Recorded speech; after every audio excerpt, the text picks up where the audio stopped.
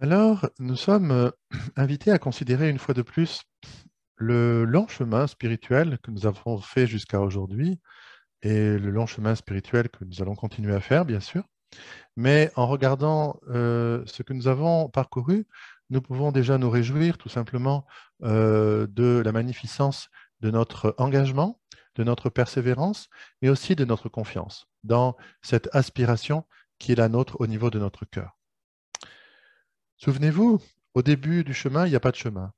Au début, il y a la vie humaine, avec ses aléas, avec ses contraintes, avec ses conditionnements, avec ses automatismes. Et d'une certaine façon, nous vivons la vie de l'ego, nous sommes emportés par les émotions, par les impulsions, par les pulsions que nous pouvons avoir, et nous avons l'impression que la vie, c'est ça.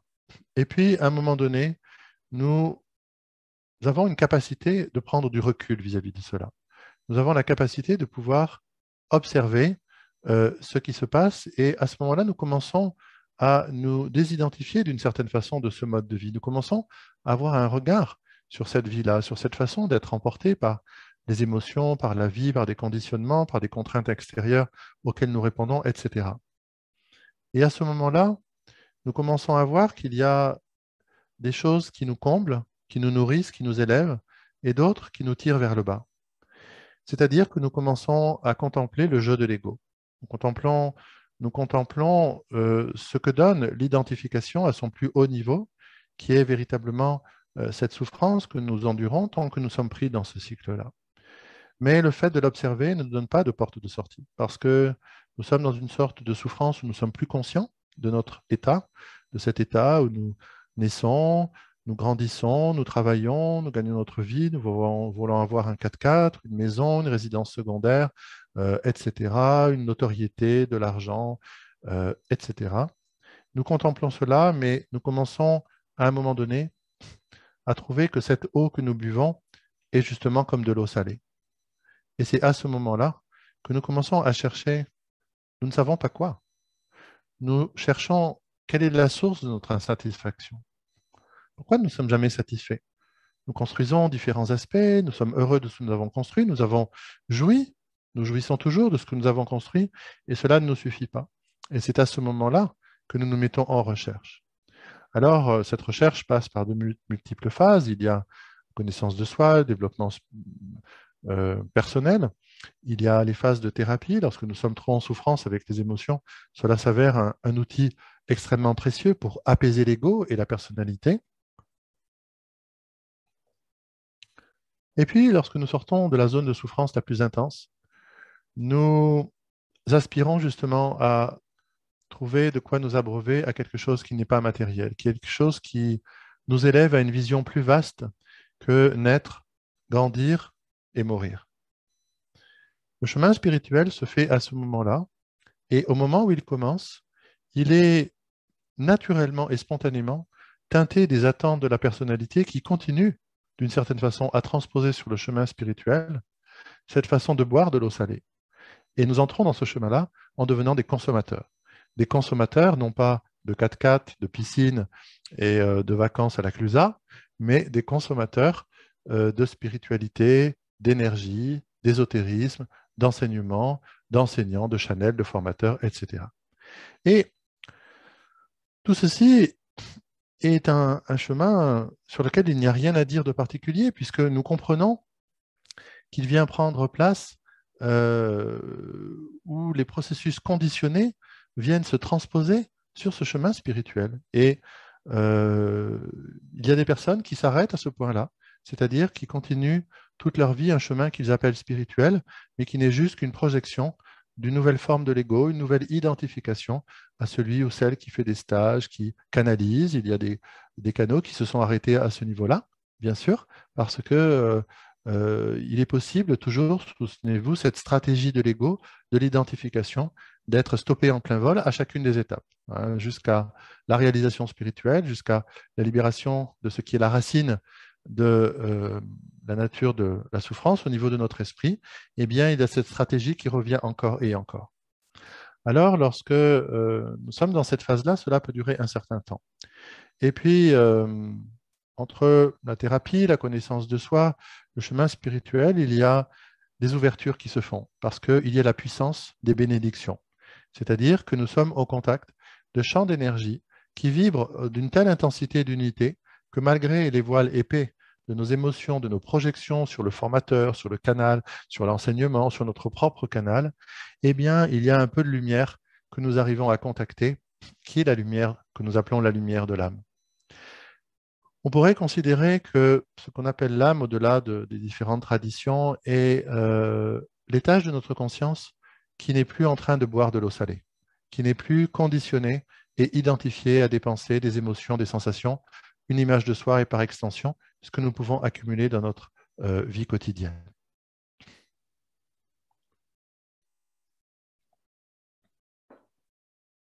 À ce moment-là seulement commence le chemin spirituel, c'est-à-dire le chemin qui peut durer très longtemps, de très progressive et très lente infusion. J'emploie cette image parce que pour la personnalité, elle est facile à accueillir. Une lente infusion de la lumière de l'âme au sein de la personnalité et de notre vie quotidienne.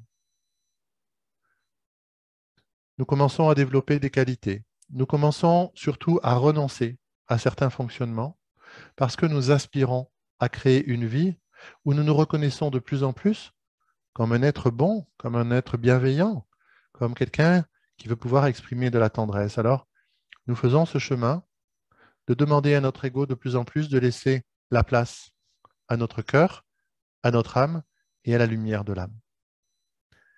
Ce chemin s'effectue, là encore, pendant une certaine durée, durant laquelle beaucoup de processus ne sont pas conscients. On ne nous a jamais appris à mesurer le degré d'infusion de la lumière de l'âme dans notre personnalité. Ce que nous mesurons, c'est que nous parlons un peu moins durement à notre conjoint. Nous sommes un peu plus bienveillants vis-à-vis des, euh, des écarts fantasques de notre fille, etc., etc. Et là, nous voyons dans cette existence humaine comment les qualités spirituelles, les qualités de l'âme commencent à fleurir. Et c'est un moment qui est très intéressant, parce que nous ne pouvons pas mesurer le degré d'infusion de la lumière de l'âme, mais nous pouvons mesurer les qualités que nous mettons en œuvre dans notre vie, aussi bien pour nous-mêmes, ce que nous appelons l'amour de soi, que pour les autres personnes de notre environnement et les situations, qui est l'amour des autres et la compassion. Et lorsque nous mesurons cela, nous ne sommes toujours pas plus conscients de ce qu'est la lumière de l'âme, mais nous voyons que le chemin que nous faisons et qui laisse de plus en plus de place à ces qualités est le chemin qui est cohérent avec cette vie que nous voulons avoir, avec cet engagement à vivre selon la fréquence de la 5e dimension.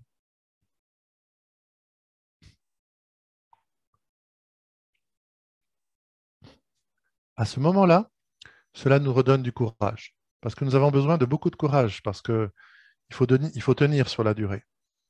Ce courage, c'est de nous dire, bon, j'ai aucune idée où j'en suis par rapport à mon chemin de vivre cette vie divine dans un corps humain, mais ce que je sais, c'est ce qui a changé dans ma façon de parler, de penser et d'agir.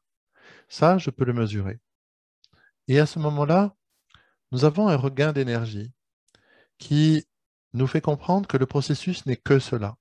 Le processus n'est que le renoncement à l'ego, d'une certaine façon, à cette surimposition qu'on appelle cette façon euh, de vouloir être celui ou celle qui se sait avoir ces qualités-là, pour tout simplement les vivre, les laisser se déployer.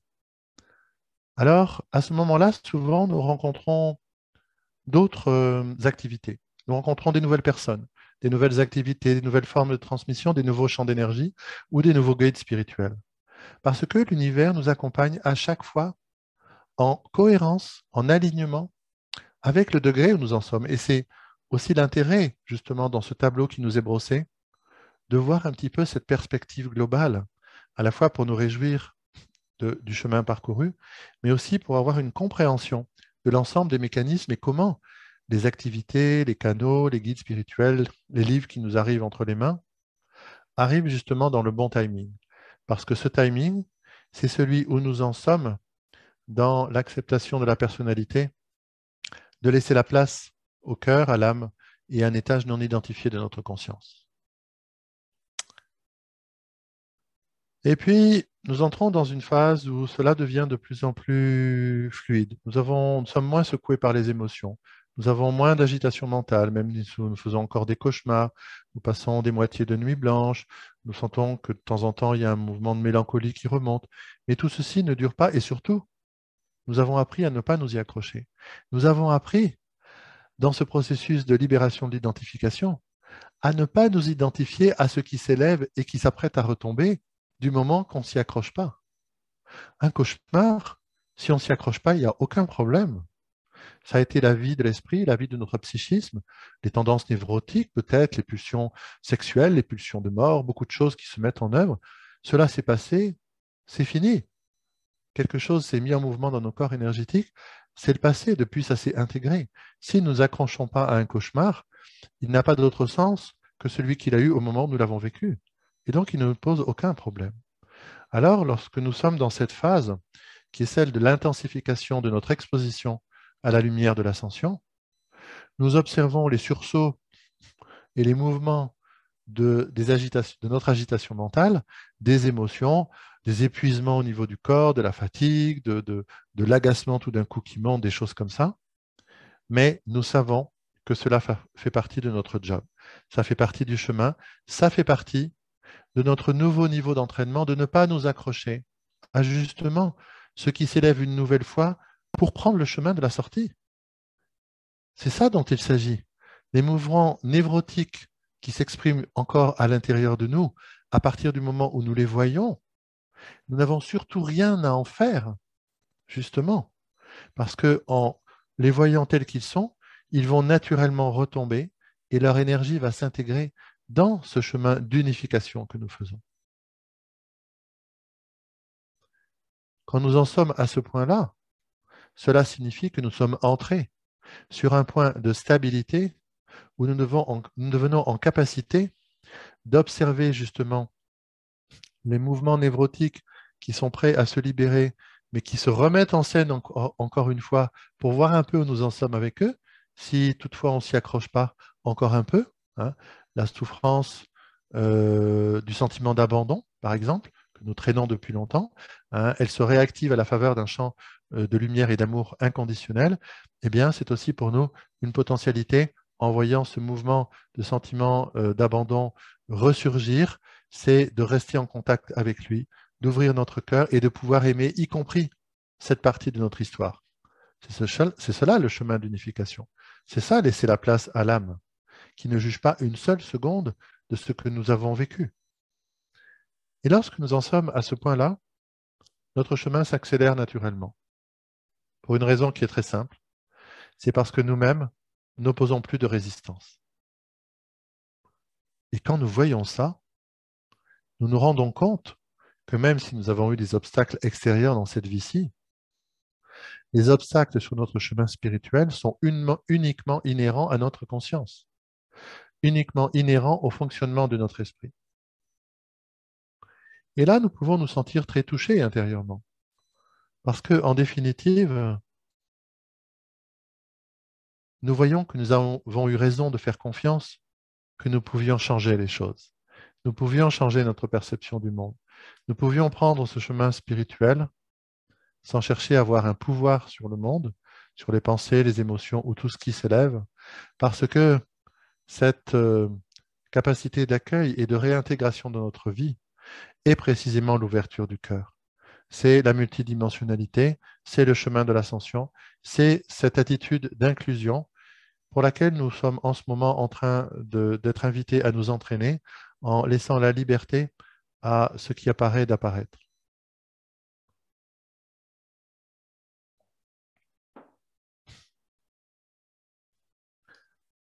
Nous voici ainsi à ce point de notre façon de pratiquer le chemin spirituel et chacun d'entre nous peut plus ou moins se reconnaître dans une phase et les choses ne sont pas linéaires. Il y a des allers-retours, les choses sont quelquefois simultanées. Bien entendu, nous pouvons voir cela. Cependant, y compris avec notre engagement, notre enthousiasme, à voir les névroses se libérer de nous et à ne pas leur courir après pour les laisser prendre leur liberté. D'une certaine façon, nous continuons à poursuivre notre carrière spirituelle. Nous avons notre business plan. Le business plan, c'est plus je lâche prise, plus je m'ouvre, plus mon cœur s'ouvre, plus j'ai un canal puissant, plus les choses peuvent être rayonnantes, plus je peux rayonner la lumière comme l'Esprit m'y invite en 2021, et plus je suis en mesure d'atteindre mes buts. Il n'y a aucun problème à ça. C'est juste une continuité d'être dans cette recherche, d'une certaine façon, de réalisation personnelle spirituelle. Et si nous nous arrêtons à ce stade-là, c'est déjà véritablement magnifique, parce que nous avons une personnalité, nous avons un ego qui est toujours bien présent, nous pouvons nous en rendre compte, mais cependant, il a laissé une ouverture à l'âme, au cœur et à notre canal suffisamment grande pour que nous puissions être en service, puisque nous puissions être dans nos relations, dans notre travail, dans nos activités, dans notre présence au monde, un être qui rayonne des qualités qui font du bien aux autres et qui soulagent la souffrance. Et nous devons absolument nous émerveiller de ça. Parce que lorsqu'on voit le chemin immense que nous avons parcouru, qui vient d'être décrit pendant une vingtaine de minutes à peu près, nous voyons qu'il nous a fallu bien sûr quelques années, quelques dizaines d'années, mais combien d'êtres sont encore au point où nous l'avons commencé?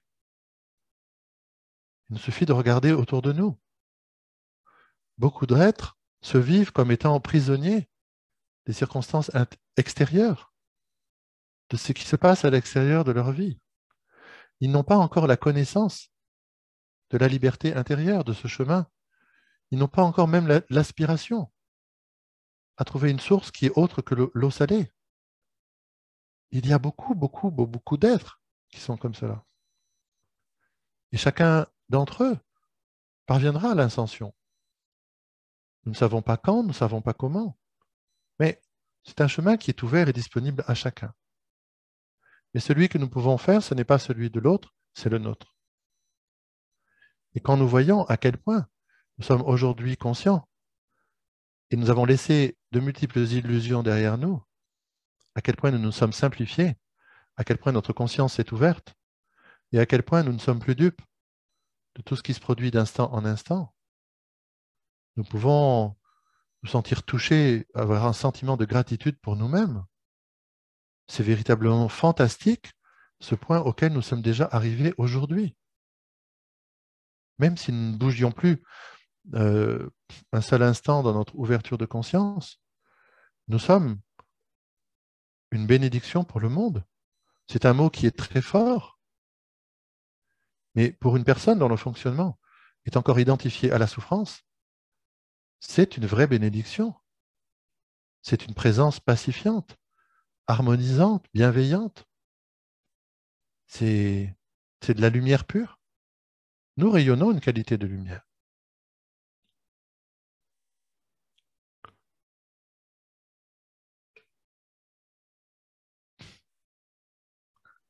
Lorsque la guidance nous amène dans une considération comme celle qui est en train de se dérouler,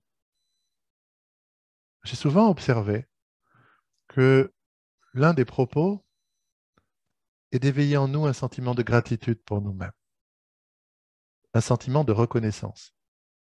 Ce n'est pas de la flatterie, ça n'est pas se voir en deçà de là où on en est, ni au-delà, c'est voir les choses telles qu'elles sont, de façon claire, de façon lucide. C'est cela aussi le fruit de la clarté qui s'est fait dans notre esprit. Nous exagérons moins, aussi bien en plus qu'en moins. Nous sommes plus modérés, nous avons plus d'équilibre, y compris dans notre façon de voir sincèrement où nous en sommes. Nous nous connaissons bien, nous voyons bien le chemin qui reste à faire, mais nous voyons celui que nous avons fait. Pourquoi, à certains moments, est-ce utile de faire le point sur notre chemin et de générer en nous un sentiment de gratitude? D'abord parce que cela guérit tous nos corps. La gratitude, c'est de l'amour. Et c'est une forme d'amour de soi qui est très élevée parce qu'elle est fondée sur la reconnaissance d'une réalité. Donc c'est vraiment très, très puissant, hein. C'est comme si un être très cher, rempli d'amour, nous témoigne quelque chose qui est réel. Le fait qu'on nous le dise, là c'est nous qui le voyons, est vraiment quelque chose de puissant. Mais cela a aussi une autre vertu, une autre qualité. C'est de nous proposer que cela soit une fondation, une nouvelle base, un camp de base dans notre ascension, précisément, pour que cette gratitude devienne le camp de base pour aller vers une autre qualité d'ouverture, pour entrer dans un nouvel octave que celui que nous nous reconnaissons dans l'instant présent. Ce nouvel octave, c'est la lumière du moi supérieur. C'est nous orienter vers une aspiration de service, d'amour et de sagesse, jusqu'au point d'en être désintéressé à titre personnel. C'est-à-dire d'avoir cette confiance dans notre cœur que la personnalité, c'est-à-dire l'ego, cette image de soi, a cette aptitude de pouvoir s'intégrer totalement dans euh, une forme de service à la vie, tant que nous sommes dans cette existence, désintéressé d'un but personnel à atteindre en tant que projet personnel auquel nous nous identifions.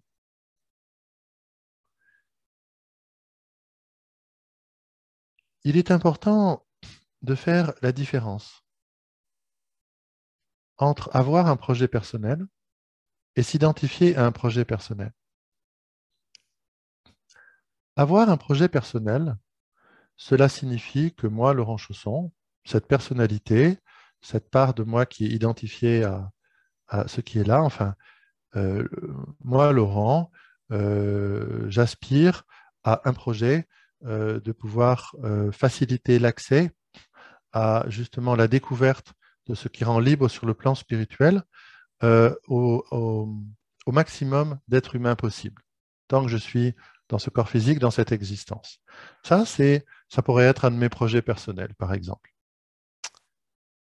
La différence entre le projet personnel et l'identification au projet personnel, c'est faire en sorte que ce projet personnel vienne nourrir quelque chose où il n'y a plus d'attente, de projection, de but à atteindre sur ce sens-là, et qui soit au service de ce vers quoi la vie elle-même et le divin va guider mon chemin et modeler mon chemin. Et à ce moment-là, nous pourrons parfaitement être dans un projet personnel, c'est-à-dire un projet individuel, parce que nous sommes toujours des individus. Je suis Laurent, toi tu es Philippe, toi tu es Mireille, toi tu es Nathalie. Chacun de nous sait qui il se sait être lui-même et pas l'autre. Donc nous sommes toujours des individus, il n'y a aucun problème avec ça. Et l'individu peut avoir des projets personnels spirituels, de développement de la compassion, de l'amour, de la sagesse, du partage des expériences ou de ce qu'on ressent intérieurement, quoi que ce soit. Et simplement mettre ce projet personnel au service précisément de quelque chose qui est sans attente, sans but à atteindre, quelque chose que nous aspirons, pour lequel nous aspirons à pouvoir être dans un service de plus en plus vaste, de plus en plus intégré. À ce moment-là, nous ne sommes plus en contact avec la lumière de l'âme. Nous commençons à établir un contact avec la lumière du moi supérieur, c'est-à-dire cet étage de notre conscience qui reconnaît que nous ne sommes pas seulement un individu au niveau de cette conscience d'en bas, mais que nous sommes aussi l'émanation de la conscience d'en haut, d'une conscience collective, dans laquelle nous pouvons nous reconnaître de plus en plus largement, tout en continuant notre vie individuelle et en mettant cette vie, cette existence humaine, au service de ce service collectif. Et le déploiement de la gratitude vis-à-vis du chemin que nous avons fait pour chacun d'entre nous, quel que soit le jour où il a commencé, quelle que soit la façon dont chacun de nous l'a parcouru, ce sentiment de gratitude nous est proposé comme fondation, comme base, afin de pouvoir eh bien, continuer à amplifier la part de l'énergie spirituelle qui imprègne et qui continue à imprégner notre personnalité, et de nous ouvrir de plus en plus à cette disponibilité, à ce qui, pour nous, ne représente pas justement une attente ou une projection, un but personnel à atteindre, hein, comme une notoriété, une célébrité, une quantité d'argent, un nombre de clients, etc. Hein, c'est véritablement mettre nos moyens individuels, nous parlons, nous pensons, nous agissons, nous créons des activités par Zoom, par Internet, nous faisons tous des choses, chacun où nous sommes. Et tout ceci, il n'y a aucun problème. Cela, c'est la créativité de chacun d'entre nous en tant qu'individu. C'est notre projet personnel. Mais ce projet personnel s'inscrit dans précisément eh bien, une joie qui a la qualité d'être désintéressée et d'être au service, nous pourrions dire, de la vie elle-même et de la situation du moment.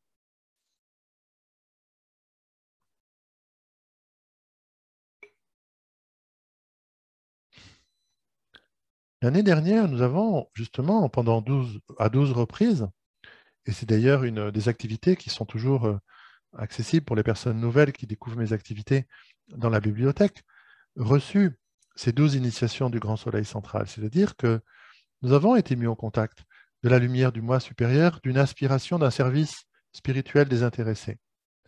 Mais cela a continué à alimenter l'imprégnation, l'infusion de la lumière de l'âme, c'est-à-dire à spiritualiser notre personnalité, à avoir un ego qui accepte de laisser de plus en plus de place à des qualités du cœur et de compassion.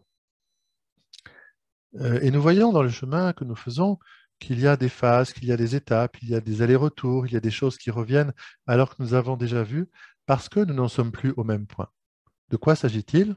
Tout à l'heure, lorsque nous allons, dans quelques minutes, recevoir la 13e initiation du Grand Soleil central, nous allons la recevoir après avoir, pendant eh bien, plus de 8 mois, et même l'année dernière, nous pourrions dire 1 an et 8 mois, eh bien, ouvert notre capacité à accueillir la lumière.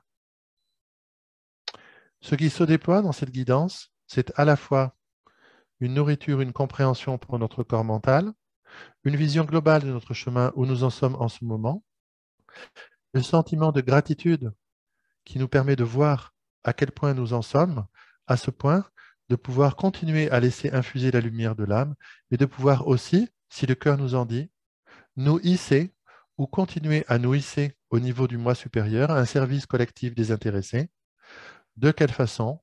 Eh bien, en recevant une nouvelle fois la lumière du grand soleil central, c'est-à-dire qu'avec de notre corps physique jusqu'à notre corps divin, nos 7 corps de lumière, nous allons accueillir une nouvelle fois cette qualité de lumière et la laisser descendre, comme nous en avons pris l'habitude maintenant depuis plus d'1 an et demi, jusqu'au plus profond de notre être. C'est-à-dire que nous allons dire, oui, je me sens prêt à établir une connexion de plus en plus directe et de plus en plus puissante avec la lumière du moi supérieur, avec la lumière du grand soleil central.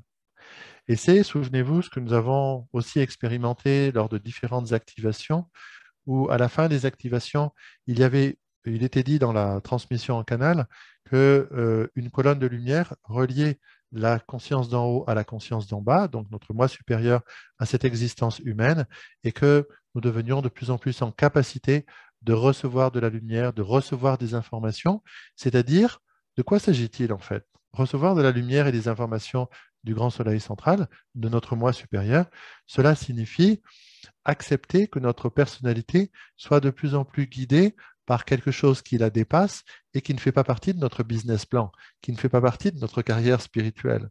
Et c'est là où nous amusons parce que nous sourions tous à l'évocation de la carrière spirituelle parce que tant qu'il y a voilà, il y a une carrière spirituelle tant qu'il y a quelqu'un qui s'identifie à une carrière spirituelle. En réalité, ça n'existe pas, la carrière spirituelle. Ça n'a pas de réalité, c'est juste une certaine image de soi, c'est une identification.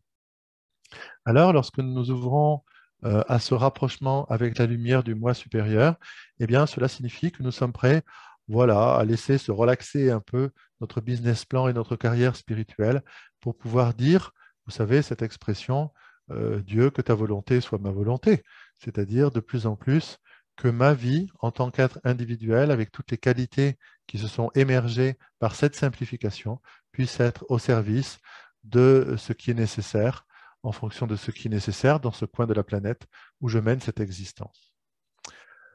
Voici où nous nous trouvons aujourd'hui. Et nous sommes sur un point de passage parce que, au cours de l'année 2021, nous explorons la lumière dans cette capacité de co-création, dans notre capacité de l'accueillir et de l'intégrer.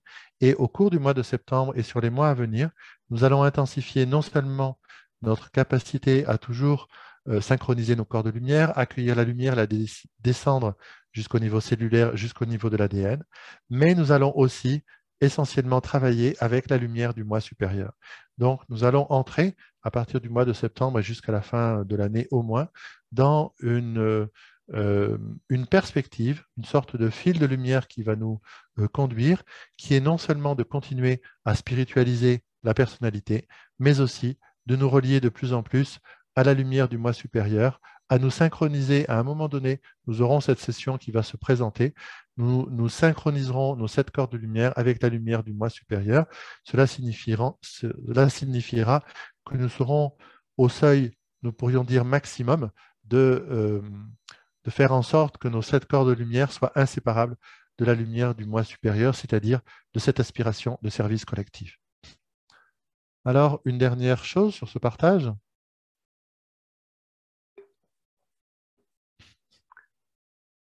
Nous savons aujourd'hui que ce n'est pas parce que nous avons compris quelque chose, ce n'est pas parce que nous l'avons ressenti même dans la vibration lors d'une guidance comme celle-ci, que pour autant les choses ont changé. Les choses sont en cours de changement. Nous sommes toujours en entraînement, nous sommes toujours dans cette relaxation de l'ego qui laisse de plus en plus la place au cœur et à l'âme et à la compassion. Mais il y a toujours ces va-et-vient, ces processus de résistance. Cela signifie que nous ne devons pas nous créer une nouvelle image par rapport à une compréhension telle que celle-ci. Nous devons toujours rester dans la réalité de l'instant présent. L'instant présent, c'est quelque chose qui se situe dans l'exposition de cette guidance, de cette vision vaste qui nous est exposée depuis le début de cette session et où chacun d'entre nous se trouve sur un point un peu différent de l'autre ou sur des allers-retours ou sur différents points comme ceci. Mais l'instant présent, c'est la réalité avec laquelle nous devons travailler. Et cette réalité avec laquelle nous devons travailler, c'est que nous avons une part d'identification à la personnalité. Nous nous identifions sans le vouloir, même si nous ne le voulons pas, à celui ou celle qui fait un chemin spirituel, qui ouvre son cœur, qui ouvre le plan à l'âme. Donc, nous devons toujours continuer à œuvrer sur ce plan, de laisser de plus en plus de place à la gentillesse, à la générosité, à la bienveillance, à l'amour de soi et à l'amour des autres, parce que nous sommes toujours pris dans le dualisme. Nous ne devons pas nous faire d'illusions. Nous sommes toujours avec des allers-retours avec la grille de la 3e dimension. C'est juste que nos connexions et leur ampleur avec la 5e dimension sont de plus en plus fréquentes, de plus en plus puissantes et de plus en plus régulières. Mais il y a malgré tout ces allers-retours. Donc nous devons continuer à travailler pour tenir compte de ce dualisme, pour tenir compte de notre égocentrisme, que quelquefois nous faisons d'une affaire personnelle, parce que l'ego ramène à lui-même tout ce qui se passe dans le monde, même voilà, les feuilles de l'automne sont près d'arriver, eh bien, ça va être un drame pour l'ego parce que il va considérer que c'est une affaire personnelle qui lui arrive, alors que l'automne n'a absolument rien, comme nous le savons, d'une affaire personnelle. Mais voilà, donc nous voyons bien, ça nous fait rire parce que nous voyons bien que ce processus, il est toujours à l'œuvre, il n'est jamais très loin. Et le mieux, c'est d'y sourire, c'est de le voir, de continuer à œuvrer dans cette direction et parallèlement, par notre acquisition de notre aptitude à nous ouvrir à l'émanation de l'étage de conscience qu'on appelle le corps de lumière, la vibration, de nous connecter à l'émanation vibratoire du moi supérieur, c'est-à-dire de cet étage de notre conscience par son émanation de lumière, afin qu'en captant le plus de lumière du moi supérieur dans tous nos corps, eh bien, cela facilite le processus et cela vienne accompagner la partie consciente qui est la nôtre en la matière.